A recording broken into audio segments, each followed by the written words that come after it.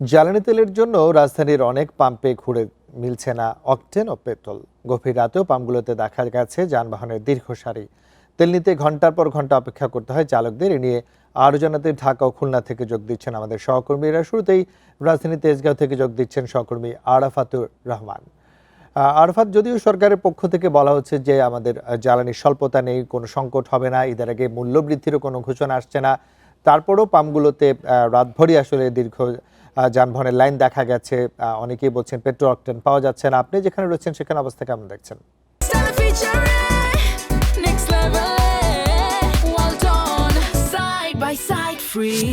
আমরা এখন আছি তেজগাঁও, যে সততা পেট্রোল পাম্প বা ফিলিং স্টেশন যেটি বলে, এই স্টেশনটিতে তেল এবং গ্যাস দুটি রয়েছে। আমরা যদি এখন দেখাতে পারি যে এইখানে যে তেলের যে লাইনটি রয়েছে, অর্থাৎ ডিজেল এবং অকটেনের লাইনটি রয়েছে, এটি গত 2 দিন ধরেই বন্ধ রয়েছে। এবং এইখানকার যারা ম্যানেজমেন্টের দায়িত্বে আছেন তাদের সাথে আমরা কথা বলে, বা এখানকার যারা কর্মী আছে তাদের সাথে কথা বলে জেনেছি গত 2 দিন ধরেই তাদের তেল এবং তেলের ভিতরে অকটেন এবং ডিজেল সেটি শেষ হয়ে গেছে। এর কারণ হিসেবে তাদের জানতে চাইলে তারা বলছেন যে গত 2 দিন সরকারি ছুটি হওয়ার কারণে এই থেকে মেইন যে ডিপো, অর্থাৎ নারায়ণগঞ্জ ডিপো থেকে তেল তারা আনতে পারেনি, অর্থাৎ এই পাম্পটি আনতে পারেনি। আজকে রবিবার সরকারি ছুটির পরে প্রথম কর্মদিবসে সকালবেলায় তাদের যে 13,000 লিটারের যেই গাড়ি, সেই গাড়ি নারায়ণগঞ্জ গিয়েছে তেল আনার জন্য, কিন্তু এখনও সেটি আনতে পারেনি। এইখানকার ম্যানেজার বলছেন যে আগে যেটি আধা ঘন্টা, 1 ঘন্টা বা 2 ঘন্টা থেকে নারায়ণগঞ্জ থেকে যে তেলটি আনা যেত, এখন সেটি অনেক সময় লাগছে। ওনারা বলছেন যে বিকেলের আগে সেই তেলের যে ট্রাকটি আসবে না, এবং 5টা নাগাদ হয়তো এইখানে তেল এবং তেল বলতে ডিজেল এবং অকটেন এইটি সরবরাহ করা যাবে বলে আমরা মনে করছি। আরেকটি বিষয় হচ্ছে যে এই পেট্রোল পাম্পটিতে অকটেনের মজুদ রয়েছে প্রায় 13,000 লিটারের ট্যাঙ্ক, আর ডিজেলের মজুদ রয়েছে 37,000 লিটারের। এই প্রতিষ্ঠানটি দাবি করছেন যে তাদের যেই তেলের মজুদ, সেই পুরো মজুদই গত 2 দিনে আসলে শেষ হয়ে গেছে, এবং এর কারণে তারা আসলে এখন তেলের যেই চাহিদা, সেই চাহিদা পূরণ করতে পারছেন না।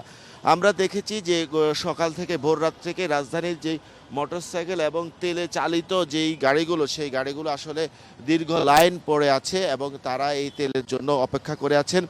বিশেষ করে মোটরসাইকেল চালক এবং যারা উবারে রাইড শেয়ারিং করেন বা পাঠাওতে রাইড শেয়ারিং করেন, তাদের অবস্থা বেশি খারাপ। তারা এইখানে এসে 1 লিটার বা 2 লিটার তেলের জন্য অপেক্ষা করছেন। এদিকে আমরা আবার সাধারণ যারা ভোক্তা আছে তাদের সাথে কথা বলে দেখেছি। তারা বলছে যে সরকার যে রেশনিং করেছেন, অর্থাৎ 2 লিটারের বেশি তেল নেওয়া যাবে না, এই যে রেশনিং করেছেন, এই রেশনিংয়ের কারণে সাধারণ মানুষের কাছে আরও আতঙ্ক ছড়িয়ে পড়েছে, এবং এর কারণে বলতে চাচ্ছেন যে মানুষের যে তেল সংগ্রহ করার যে চেষ্টা, সেই তেল সংগ্রহ করার চেষ্টা আরও বেড়েছে। এবং আমরা দেখতে পাচ্ছি যে যেসব গাড়িতে হাইব্রিড গাড়ি রয়েছে, তাই যাদের তেলের কনজাম্পশন কম, তারাও দীর্ঘ লাইনে দাঁড়িয়ে আছেন শুধু তেলের জন্য। আর এখনও পর্যন্ত রাজধানীতে আমরা যতটুকু দেখেছি, গ্যাসের যেই লাইন, অর্থাৎ সিএনজি গ্যাসের যে লাইন, সেই লাইনটি অল্প রয়েছে এবং সেইখানে সরবরাহ স্বাভাবিক রয়েছে, বাট ন্যাচারাল গ্যাস, সেই কারণে এখনও পর্যন্ত গ্যাসের বিষয়টি স্বাভাবিক রয়েছে, এবং গ্যাসের গাড়ি যারা আসে তারা আসলে এই গ্যাস পাচ্ছে। তবে এই পাম্পটিতে বলছে যে বিকাল 5টার আগে তাদের তেল সরবরাহ করা সম্ভব হবে না সাধারণ মানুষের কাছে। আপনি আমাদের সঙ্গেই থাকবেন। আমরা এবারে খুলনা থেকে যুক্ত হচ্ছি সহকর্মী অভিজিৎ পালের সাথে। অভিজিৎ, আমরা শুনছিলাম ঢাকার রাজধানীর চিত্র, খুলনার চিত্র একটু যদি আমাদেরকে জানান, অবস্থা কেমন দেখছেন? ঢাকার চিত্রটি এতক্ষণ যেভাবে দেখছিলেন ঠিক একই রকম চিত্র রয়েছে খুলনাতে। আমরা এখন খুলনা নিউ মার্কেটের সামনে খুলনা মেট্রোপলিটন ফিলিং স্টেশনে আছি। এই স্টেশনটিতেও একই অবস্থা হয়েছে। তারা গতকাল রাত পর্যন্ত এখানে তেল বিক্রি করতে পেরেছে, কিন্তু এখন সকাল থেকে আসলে পেট্রোল এবং অকটেন বিক্রি করতে পারছেন না। এর কারণ হিসেবে তারা যেটি বলেছেন যে ডিপো থেকে তাদের যে গাড়ি আসার কথা ছিল, সেই গাড়ি এখনো এসে পৌঁছায়নি। এটা পৌঁছাতে একটু দেরি হচ্ছে, যার কারণেই আসলে তারা তেল বিক্রি করতে পারছে না। যদিও তারা বলছেন যে খালিশপুরে পদ্মা মেঘনা যমুনার যে ডিপো রয়েছে সেই ডিপো থেকে দুপুর 12টার মধ্যে তেল আসবে এবং তেল আসার পরে তারা তেল বিক্রি করতে পারবেন। তবে তারা ডিজেল বিক্রি করতে পারছেন, কারণ তাদের মজুতে এখন পর্যন্ত ডিজেল আছেন। তারা বলছে যে ডিজেলের যারা কাস্টমার আসছেন তাদেরকে তারা ডিজেল দিচ্ছেন, তবে পেট্রোল এবং ওই যে অকটেন এটি তারা দিতে পারছেন না। আমরা গতকাল থেকেই দেখছি যে খুলনার যে ফিলিং স্টেশনগুলো আছে সেই ফিলিং স্টেশনগুলোতে আসলে মোটরসাইকেলের একটি দীর্ঘ লাইন দেখা যাচ্ছিল এবং তেলের চাহিদাও বেড়ে যাচ্ছিল। কারণ এই যে ইরান এবং যুক্তরাজ্য এবং ইসরায়েলের মধ্যে যে যুদ্ধ, এবং সেই যুদ্ধকে কেন্দ্র করে মানুষের মধ্যে যে একটি গুজব ছড়িয়ে পড়ে যে তেলের সংকট তৈরি হবে, এবং তারপর থেকে আমরা দেখতে থাকি যে ফিলিং স্টেশনগুলোতে যানবাহনের সিরিয়াল বাড়তে থাকে এবং যার কারণে তেলের চাহিদা বেড়ে যায়।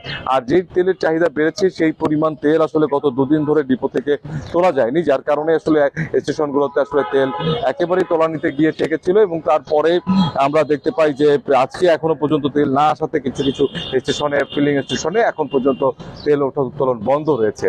আর এখানকার যিনি ম্যানেজার রয়েছেন, আমরা তার সঙ্গে কিছুক্ষণ আগে কথা বলেছি, তিনি আমাদেরকে যেটি জানিয়েছেন যে এই স্টেশনটিতে তারা ইতিমধ্যেই তারা হচ্ছে ডিপোতে গিয়েছেন, তবে ডিপোতে একটি দীর্ঘ লাইন হয়েছে।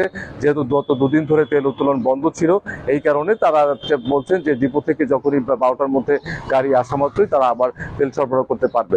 তবে আমরা যোগাযোগ করে দেখেছি যে খুলনার যে বেশ কিছু স্টেশন এখনো পর্যন্ত তাদের মজুদে যে তেল রয়েছে সেই তেল তারা বিক্রি করছেন। আর সকাল থেকে আমরা দেখছি যে মোটরসাইকেল চালক সহ বিভিন্ন যানবাহন চালকরা যারা রয়েছেন তারা আসলে ফিলিং স্টেশনগুলোতে ঘুরছেন, যে ফিলিং স্টেশনগুলোতে তেল পাচ্ছেন সেখান থেকে তেল নিচ্ছেন। অর্থাৎ তাদেরকে যে দৈনন্দিন কাজ, সেই দৈনন্দিন কাজে তাদেরকে একটি ভোগান্তিতে পড়তে হচ্ছে।